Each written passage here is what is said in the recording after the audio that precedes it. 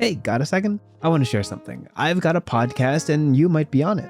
It's called Your Rivers Are Wrong, and on it my co-host and I talk about the intersection of world building and storytelling. How the process of creating a setting is an adventure in itself. In real life, we live on opposite sides of the ocean, and once a week we meet somewhere in the middle to break down our favorite tropes and topics, and all the odd things we find out about each other's side of the world. And we've covered a lot, somewhere around 80 topics in the last year alone. But today we're tackling prompts written by you. I asked you guys, give me your best world building prompt by describing a brand new world in one sentence. And on this episode, we work through our favorites. Stick around to listen or catch us on basically any streaming platform.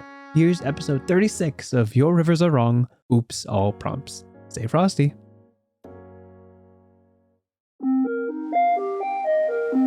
You're listening to Your Rivers Are Wrong, the podcast. My name is Merle. I'm here with my good friend Dante, and we're here to build worlds and tell their stories. So sit back, relax, and enjoy.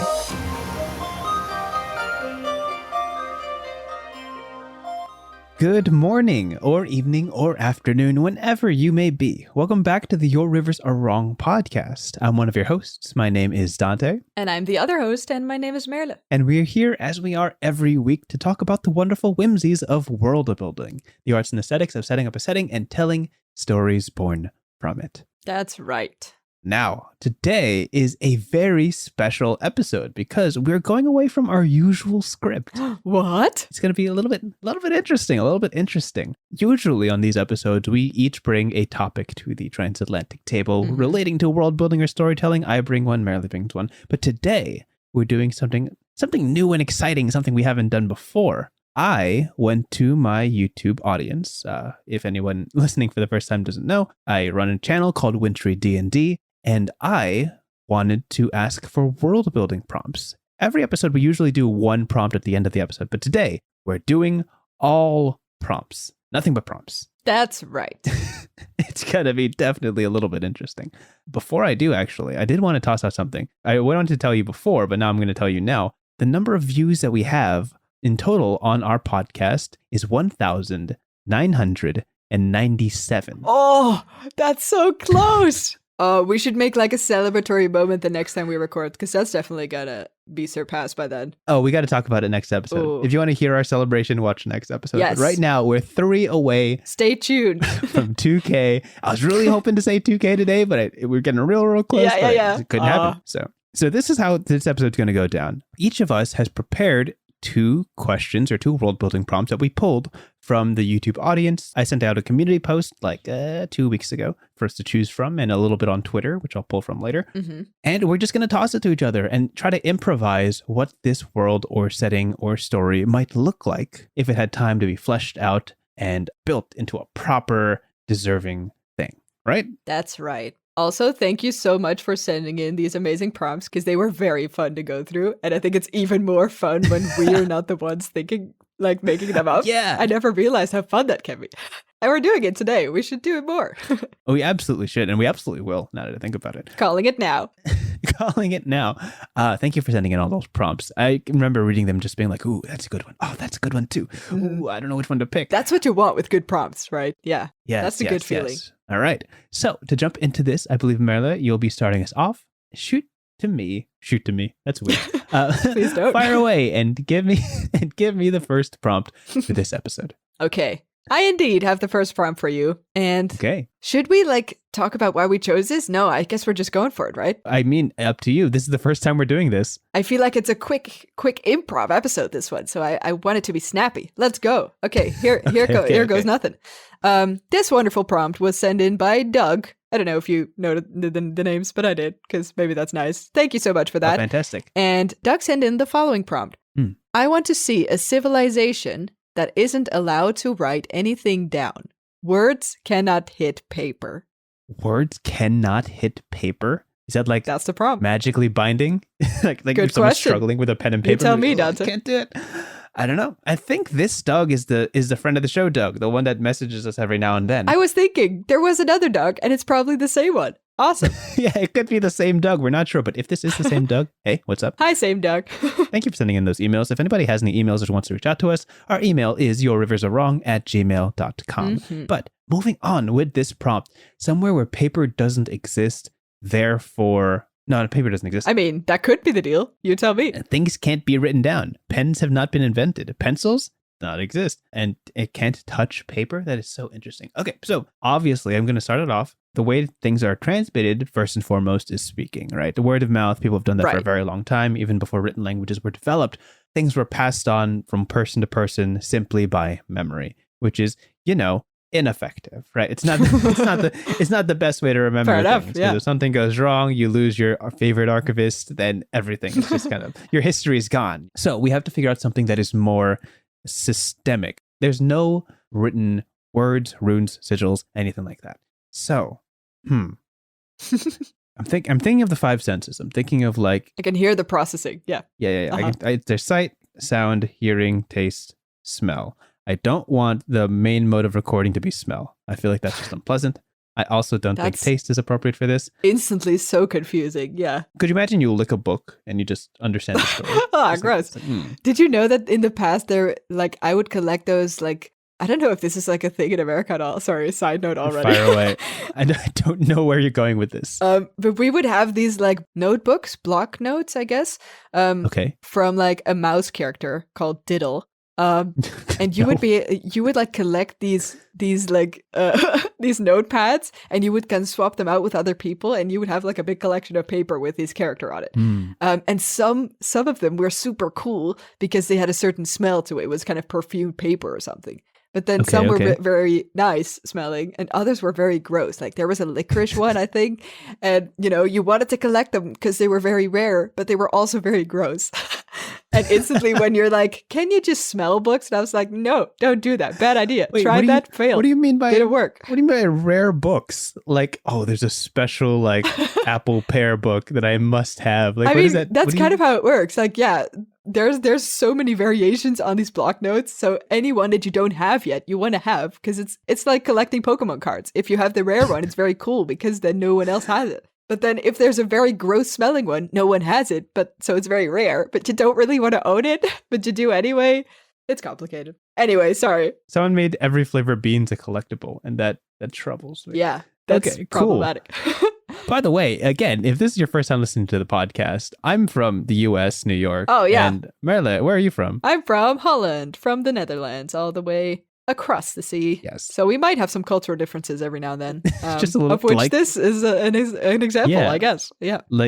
Collectible smells. Interesting concept. Not really good in praxis. There's scratch and sniff, I guess. Does that exist in your... I don't know what that is, but it sounds like the way those block notes would work. Okay, so let's get back to it, right? Let's get back to it. Yeah.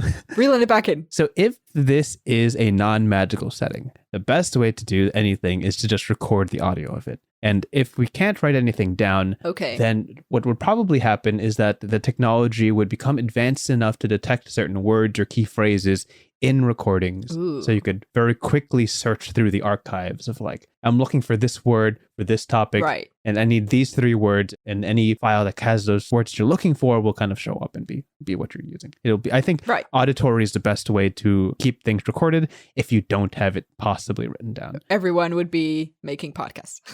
Yes. Nice. Now, if this was a fantastical world, the way I would love things to be preserved is in magical paintings. It would be pieces of art on walls, tapestries. That's cool. Maybe just a special kind of ink where you write something down or you paint something or draw a scene. And if somebody touches it or witnesses it, they are thrown into the environment, the situation, what happened there. So you touch a painting of an ocean side and you hit the smell of salt. Oh, it's in like a the air, sensory sort of gateway to whatever is portrayed. Yeah. Oh, that's cool. And that would be the easiest way to preserve historical events, things that have happened, conversations, expressions. Okay, here's my question though. Is there then artistry involved, or is it documentation, or is it art, these pieces? I'm sure it's both. I'm sure there's people who are very, very talented who can do it the best. And they're we know this man, Damontru over here, is the best at preserving realistic situations. So like if you want the facts of what happened, they would know. Yeah. But if you're looking to like go to a festival or like a music situation and you want some kind of extra flair on it, then you go to Lamont over here, and he adds like these visual like swirls and colors to every sound that you hear. Okay. Yeah. What's that word where like synesthesia when like colors? Yeah, that's so cool, right? Like sights can be sound, like that is the artistry. And of course, in these situations, you would have to deal with like forgeries and being like, well, this didn't actually happen this way.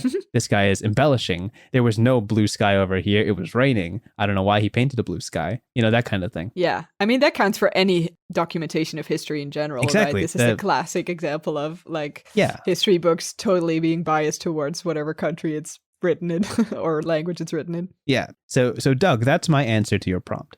The answer, it is not written down. Pen did not touch paper. A paintbrush did. That's my answer. Loophole. That's my answer to your prompt. Take that, Doug. I love it. Anyway, thank you for the prompt, Doug. Awesome. If you're truly the same Doug from before, you provided us with the currency episode, which was very exciting. Yeah. And I enjoyed talking about that. We have a big backlog of episodes. If you ever want to dive into actual topics and not just prompts, we have like 2.5 seasons where you can do that. So, my turn to toss a prompt to you. Yes, go for it. And this I'm going to be pulling from my Twitter, at the Wintry Wyvern. I asked the same thing to them that I did the YouTube audience, and only one person replied. So they're the winner here.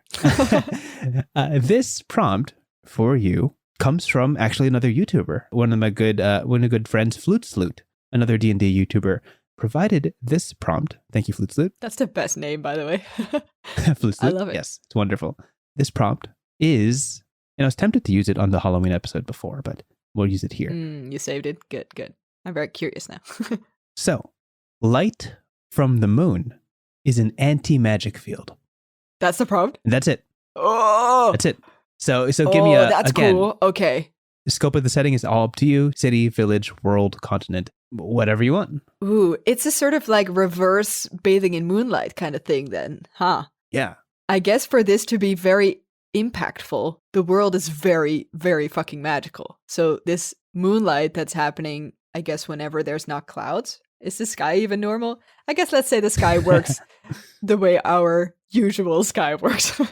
So if there's clouds in front of the moon, or if, I guess, in very rare occasions, the sun's in front of the moon, things are as they are every day. And as soon as the moon's visible and casting light on the planet, or Earth, if it is Earth, then suddenly certain things are exposed, and I guess problems will start to arise if they are reliable on magic. I see this kind of as a super thriving world, right? For this to have the most contrast, I feel like the world itself has magic steeped in its veins. Sure.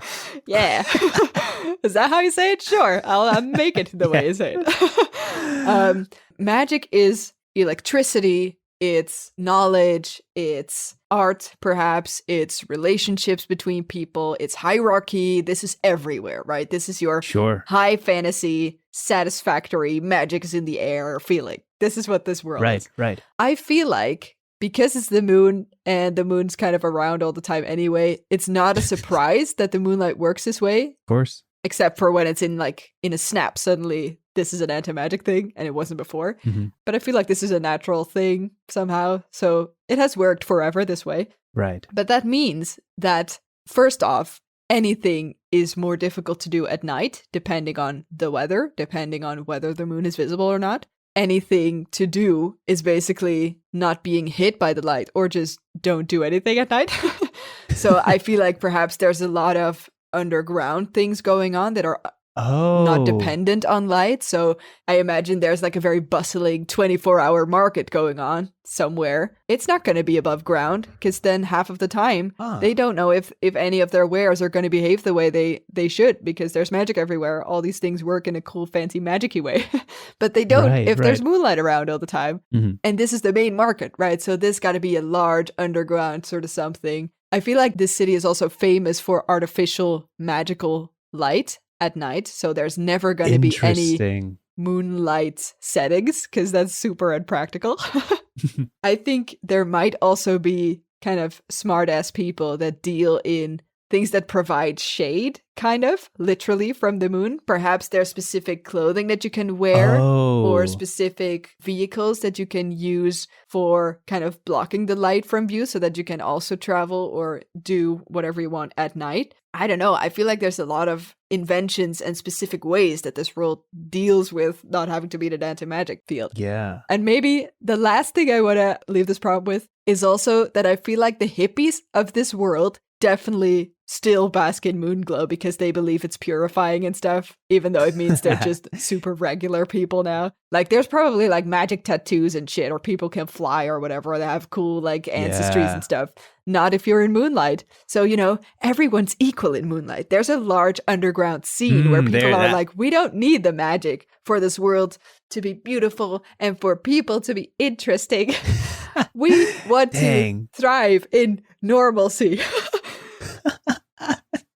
And that's what they do at night in a grassy field where no one else wants to go, I guess. Dang, I love that line. Everyone's equal in moonlight. Put that on a book cover. Put that on the back of the book. Sounds like a prompt in general. Yeah. That's so good. Yeah. So what I loved about this prompt was that a really good prompts present you with a universal truth to build around. But what I liked about this one is that there are implied universal truths like in there. If you say there's an anti-magic field, that implies there's magic, right? Yeah, you kind of work your way reversely to make the most impact, I guess. And it totally gets my brain spinning. Like there's definitely people who like weaponize moonlight and are like, I use this because you guys are so reliant on it, and I can totally like ruin you if I just had a pocket of moonlight. Yeah, and also just imagine the power of like something losing magic. Like, is it a permanent thing? For instance, if you have, I don't know, the famous royal necklace that possesses healing abilities, whatever, if it gets stolen, someone throws it in moonlight, bam, your fancy artifact's gone, right? Dang. Is it a permanent thing? That would be cool, because then suddenly there's this sort of metaphorically black hole that you can just throw stuff in for things or effects or skills to disappear, right? Right. If someone like goes into moonlight, what if it's forever? What if you're permanently removed of all your magic abilities? That's weird. That's pretty dangerous terrifying. And terrible to think of if you're used to the most magic worlds you've ever seen. It didn't even occur to me to put the world underground. Like when you thought of that, I'm like, oh, that makes so much sense. I thought everything would just be placed in cloudy places like Holland and Seattle. I don't know if that's shade or the other way. I'm not sure how. Well, it is shade for the whole country. We would be more magical because of it. Huh? It would be inherently a better magical place. I'll take it. Things could survive sure. Yeah. There you go. Thank you, Flute, for your prompt. Yeah, this one was cool. I love it. Really enjoyed that one. The reverse thinking is very fun to me. Like, how can I have the most contrast and confusion and trouble by going the complete opposite direction of the usual world? Yeah, that's pretty fun. Love that. And with that, we'll bounce to our third prompt. Yeah. And toss it to me, right? I got another cool one for you. All right. This one is by Vanitas, I think. Pretty cool name. Cool. Also, an art discipline, if you want to look that up. It's pretty cool. Okay, cool. Makes like cool paintings about like skulls and stuff. Anyway, Vanitas send in the following prompt. Build me a small city where they've developed the ability to tell if someone is lying. Ooh, I saw that one and I really wanted to choose it. I'm so glad you chose it. There you go. Okay, cool. Please elaborate. Please explain to me how this works. Small city where they've developed a way to tell people if people are lying. That's how it's phrased? A small city where they've developed the ability to tell if someone is lying. Yes. Okay. So now, if I want it to be boring, I would just say that's a lie detector. It already exists. End Move of on. prompt. Yeah. Okay. But what would be awesome about this for this prompt is if this was something everyone could do. If this was like an innate, like mental ability to kind of clock when people are lying. Oh, okay. Yeah. And everyone could do it, right? There is room for a story where like only the highest in power, or like a classism setting where only the best can tell people are lying, and that power is not given to the people below. That exists. That story exists, and I'm sure it'd be really good. But I would like to try to go for this strange, almost a utopian / dystopian approach, equal version where of it. Yeah. Everyone can do it. Just straight up, it's a talent, so nobody does it, right?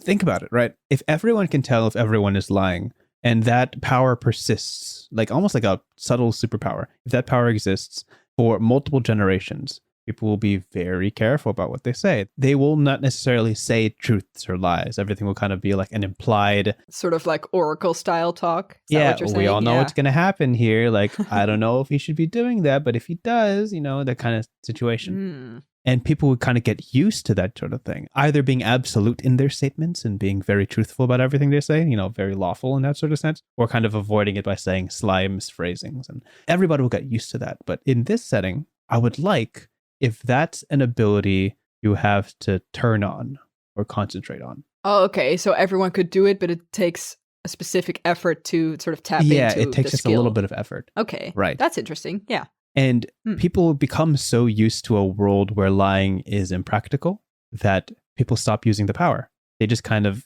assume that things...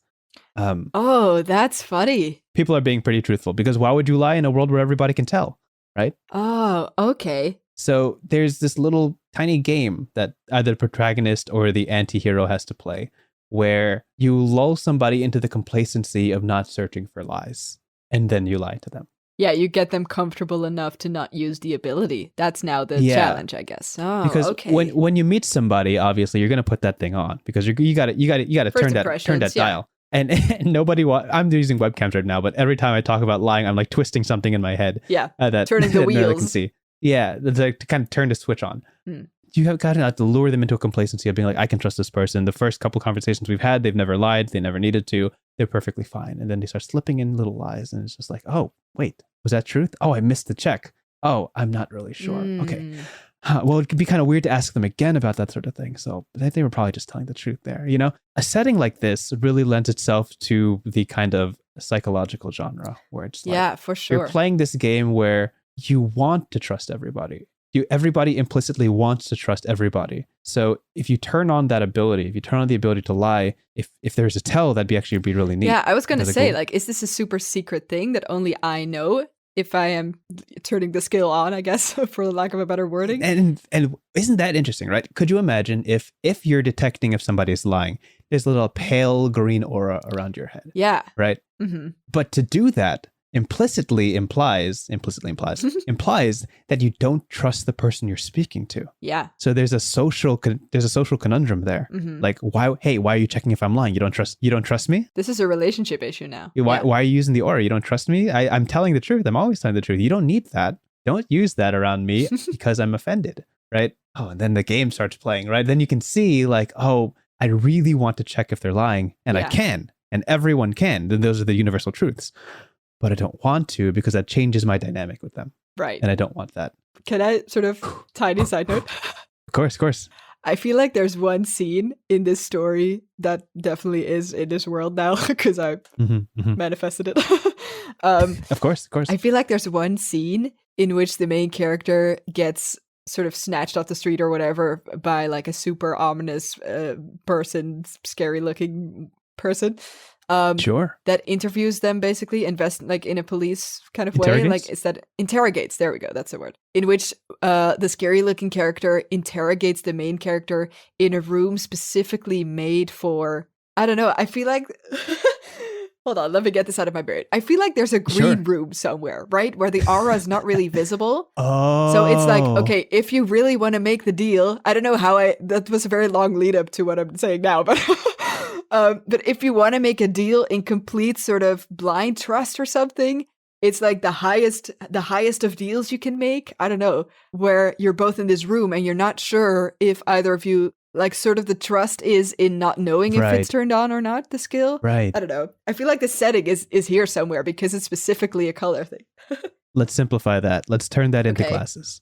Oh. It's just green lens glasses. Rose tinted, but now it's green. Yeah, okay. That makes sense. And if you're going to make a deal, you have to wear the glasses. You can't tell the aura thing going on. Yeah. I mean, a green room is way more visually interesting. It's cinematic it's cinematic, room, sure. but technology would advance. But for practical use, glasses make more sense. Yes. Yeah, that's very cool. Gosh. Oh, this is complicated. I can see some sort of weird techno-urban Regency story where this is like a really that's interesting a good combo dynamic. Of genres. Oh my god, I want to know this now. Yeah. That's great. Wow, I love that prompt. Awesome.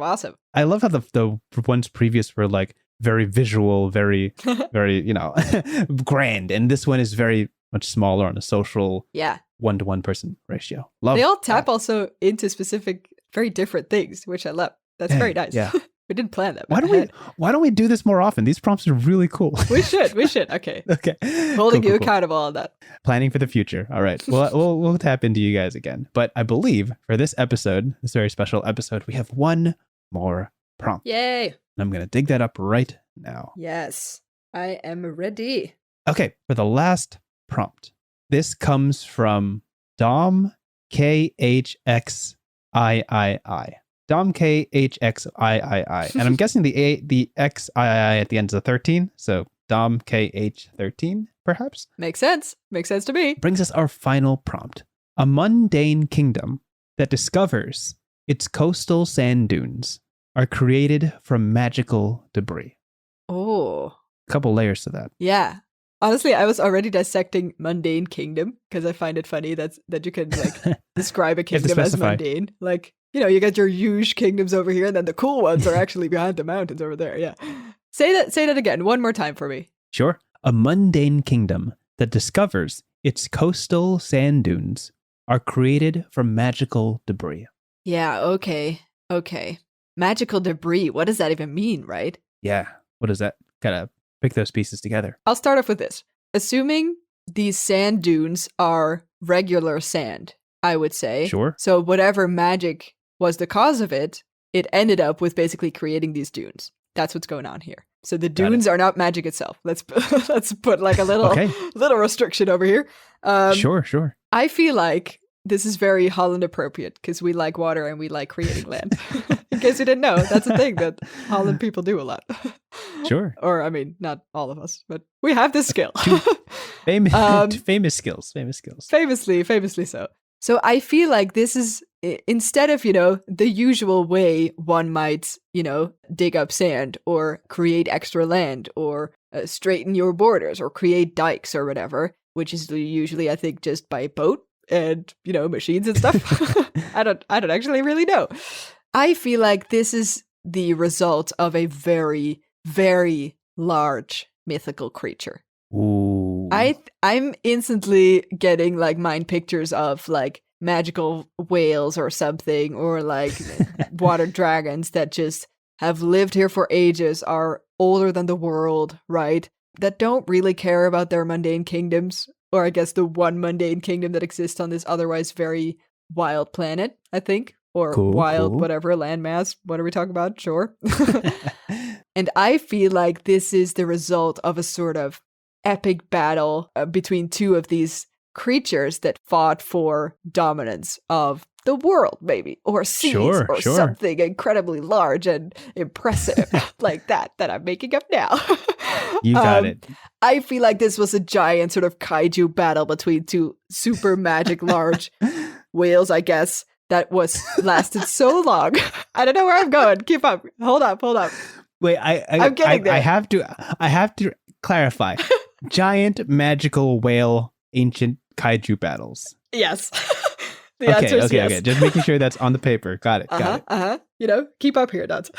I'm keeping up. Okay, this was a fight, right? Lasted for years and years and years. Before this, I feel like what's the word again? The video of like history of the entire world, I guess. Yes. And I'm like, and then there were civilizations, and then the sea was created. I feel like these whales basically created the sea between the land masses that are now sort of separated by sea and coastal dunes. Makes sense. And because they had so much weight, mass, and I guess power to them, that the whole sort of digging up of that earth to reveal or get filled with water, I guess, with seawater, resulted in the fact that there's a very large portion of all that sand that was first in the middle shoved to the side, and basically creating these dunes or these sort of protruded, I guess, places of sand residue. Sure. That created kind of the boundaries of this landmass that we're talking about, our very humbly mundane kingdom is located on. Yeah. But they don't know about the whales. They just know there's a large, maybe terrifying roaring sea. There's maybe myths about it. There's maybe legends. Sure. Of course. They might see like some strange movement in the distance. But these humble, mundane people, they just live their basic life. They're not used to dunes being formed by giant magical kaiju battling whales. They're just used to the dunes being there forever. Because they have, lives only as large as maybe 80 years, and that's about it. These whales have lived forever. So I feel like maybe this is just like where the mundane kingdom is so normal that it doesn't even realize there's magical whales. So it's just like, and I guess the earth works this way when like the earth shifts around and during a lot of, years of geography changing and volcanic eruptions, they just basically have the knowledge that we have. And they're super wrong about it because they've never seen these whales in their life before.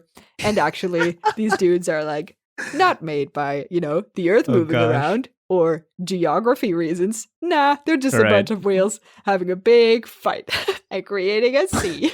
And this, as we pan out, is actually just Earth. Scientists have gone to the beach, found this magical debris, and we've all just painted it as science. But in fact, truthfully, and Marilyn, clarify once more, what is the truth of the matter of these magical debris? I want to hear it one more time.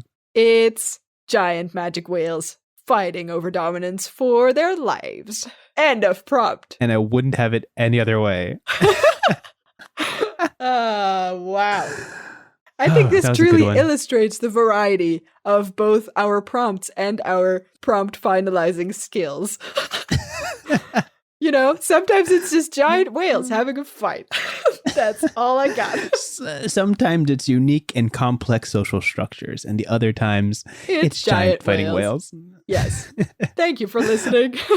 All right. Well, thanks you guys for tuning in to this episode. Perfect. If you want more like this is the first time we've done an all prompts episode. So if you want more of these types of episodes, please let us know. If you want to listen to us just cover normal topics and have like ordinary discussions about things in world building and storytelling, we have 35 episodes before this. And we do covering those too. Just about 70 different topics among them. So please tune into that. Thanks for listening. If you're listening to this on YouTube, hey, nice seeing you here. Hi. And if you're listening to this on the podcast, welcome back. Yeah. And as you world build and storytell, as you kind of find yourself in this hobby and find yourself in these pockets of inspiration, tackling a new world at large, there's something you should always remember. Yeah. There's that one thing. And that is, your rivers are wrong. Yeah, they're pretty wrong. Have a good one. Thank you so much for listening to this episode of Your Rivers Are Wrong. If you have any questions, comments, or ideas for future episodes that you'd like to hear us cover, feel free to contact us at yourriversarewrong@gmail.com. Our intro and outro music is written by Maarten Schellekens. Thanks for that. And again, thank you so much for listening. We hope to see you at the next one.